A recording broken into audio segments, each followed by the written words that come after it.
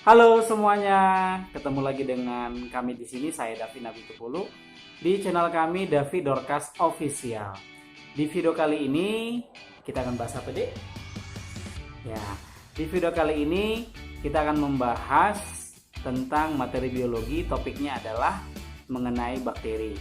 Tapi di video ini saya khususkan hanya membahas mengenai struktur tubuh dari si bakteri. Bagaimana pembahasan struktur tubuh pada bakteri? Langsung saja kita lihat tanpa berlama-lama ya. Tapi sebelumnya jangan lupa terus dukung channel saya, channel kami di sini dengan cara apa, Dek? Dengan cara like, share, komen, dan subscribe. Iya, benar sekali. Oke, langsung saja kita lihat pembahasan mengenai struktur tubuh pada bakteri. Ini dia.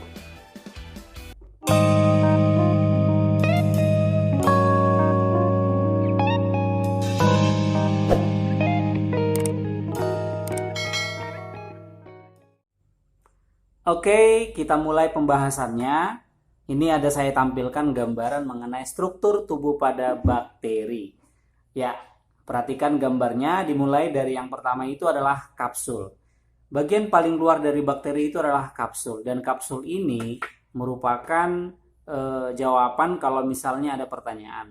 Jika bakteri dalam kondisi buruk, maka dia akan membentuk tubuh seperti jawabannya adalah kapsul atau selaput lendir. Jadi kapsul ini berfungsi sebagai pelindung diri, bisa mencegah tubuhnya dari kekeringan juga bisa. Ada beberapa sumber mengatakan bisa juga sebagai sumber makanan atau membantu untuk melekatkan diri pada substrat seperti itu ya. Nah itu yang nomor satu, kapsul. Yang kedua itu adalah dinding sel yang gambar yang ini ya. Jadi dia ada seperti 3 lapisan ya. Lapisan paling luar itu adalah kapsul, kedua dinding sel, ketiga nanti membran plasma. Dinding sel. Untuk yang nomor 2 dinding sel sering juga menjadi pertanyaan ya. Pertanyaannya biasanya komponen spesifik dinding sel pada bakteri adalah, nah jawabannya adalah peptidoglikan. Jadi pada dinding sel itu ada penyusunnya namanya peptidoglikan. Peptidoglikan itu sebenarnya adalah jenis polisakarida ya, lebih tepatnya heteropolisakarida. Hati-hati lah deh.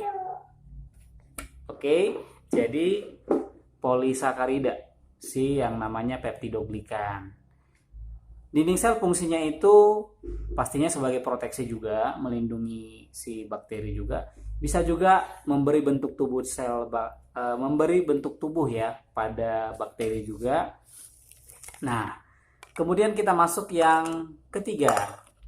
Yang ketiga itu namanya adalah membran plasma atau membran sel. Membran plasma ini fungsinya itu sebagai apa ya? Fungsinya itu bisa sebagai tempat transport zat ya. Dari dalam sel sitoplasma menuju keluar bisa juga. Oke, kemudian bisa juga membran plasma ini dia sebagai tempat terjadinya reaksi-reaksi kimia di dalam sel bakteri. Membran plasma ini penyusunnya sama seperti pada sel hewan ya. Ya, namanya phospholipid bilayer. Artinya penyusunnya itu ada fosfat sama lemak ya.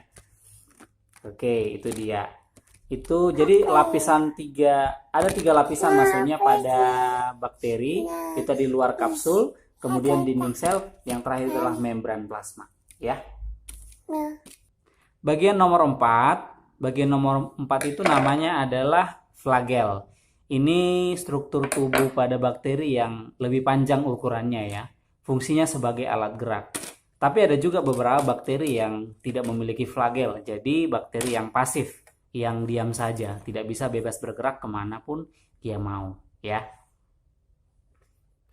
Untuk yang nomor 5 dan nomor 6 ada beberapa buku atau beberapa sumber mengatakan ini sama ya. Makanya ada kalimat Villi atau Fimbriae. Ya mungkin karena fungsinya sama-sama pelekat gitu ya. Ya, tapi di gambar ini berbeda ya. Kalau kita lihat dari segi ukurannya, si Villi atau si Villus itu sama. Maksudnya itu ukurannya lebih panjang daripada si Fimbriae.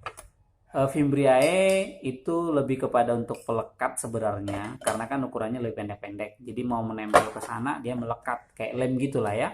Sementara kalau dia si Villus atau si Villi dia lebih kepada peristiwa reproduksi konjugasi.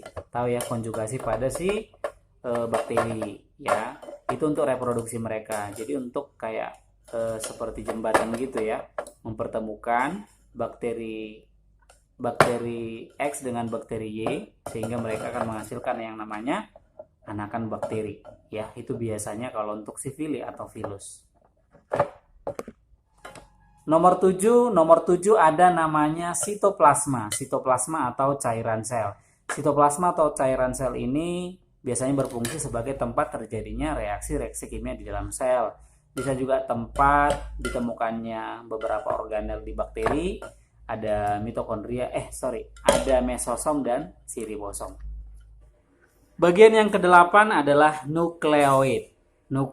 Nukleoid ini merupakan inti sel yang palsu atau yang semu ya. Artinya bakteri itu kan tidak memiliki yang namanya membran inti. Jadi di situ inti selnya telanjang, tidak ada yang menutupi. Jadi di dalam nukleoid itu terdapat yang namanya asam inti, misalnya DNA ya. Nomor 9 di bagian sini ya. Nomor 9 itu namanya adalah ribosom. Salah satu organel sel yang ada pada bakteri yaitu ribosom ya. Ribosom itu fungsinya sebagai tempat terjadinya sintesis protein ya, atau tempat sintesis polipeptida. Nomor 10 ini adalah plasmid. Yang ini ya.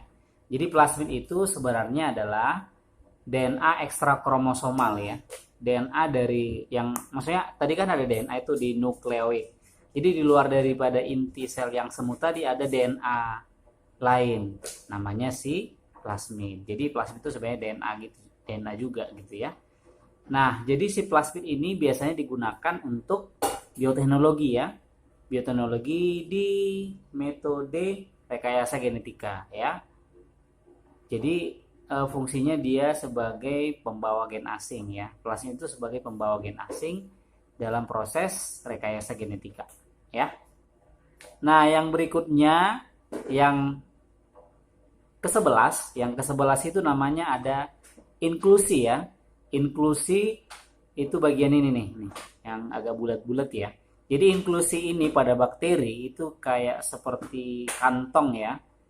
Kantong inklusi ya. Jadi di dalamnya itu terdapat senyawa-senyawa organik atau senyawa kimia kayak misalnya zat-zat juga seperti sulfur, nitrogen ya. Dia sama seperti struktur pada vakuola tumbuhan ya. Kayak tempat cadangan makanan gitu. Yang ke-12 di gambar ini tidak ada, saya lihat gambar yang lain. Yang ke-12 itu sebenarnya ada namanya temannya si ribosom yang merupakan organela sel pada bakteri, namanya adalah mesosom. Jadi mesosom ini berfungsi sebagai utamanya itu sebagai tempat oksidasi zat makanan atau penghasil energi atau penghasil ATP. Jadi kalau dia di eukariotik ya, contohnya pada hewan, tumbuhan, jamur, protista, protozoa gitu ya, itu mereka punyanya adalah mitokondria. Kalau di bakteri nggak ada mitokondria, jadi penggantinya itu adalah si yang namanya mesosom ya. Nah, jadi pada video ini struktur tubuh pada bakteri itu ada 12 bagian ya. Yang pertama tadi ada yang paling luar itu ada namanya kapsul, selaput lendir. Kemudian yang kedua ada si dinding sel, ketiga membran plasma atau membran sel. Kemudian yang keempat itu ada si flagel ya, flagellum. Kemudian yang kelima ada villi atau villus. Yang keenam itu ada si fimbriae. Kemudian yang ketujuh itu ada sitoplasma, kedelapan nukleoid, ke-9 itu ada ribosom, ke-10 itu ada si plasmid, 11 tadi inklusi, dan yang terakhir adalah mesosom. Oke, itulah mengenai bagian-bagiannya dan beberapa fungsi dari mereka. Oke, demikian pembahasan mengenai struktur tubuh pada bakteri. Struktur tubuh bakteri sebenarnya kompleks ya, tapi di sini kita sederhanakan yang sesederhana saja ya. Jadi mudah-mudahan pembahasan teori tentang struktur tubuh bakteri tadi membantu khususnya adik-adik yang di kelas 10 yang lagi persiapan pelajaran biologi supaya lebih mudah lagi. Oke, jangan lupa ditonton sampai selesai ya. Kita akan ketemu di video berikutnya yang lebih menarik lagi. Oke, sampai bertemu kembali. Dadah.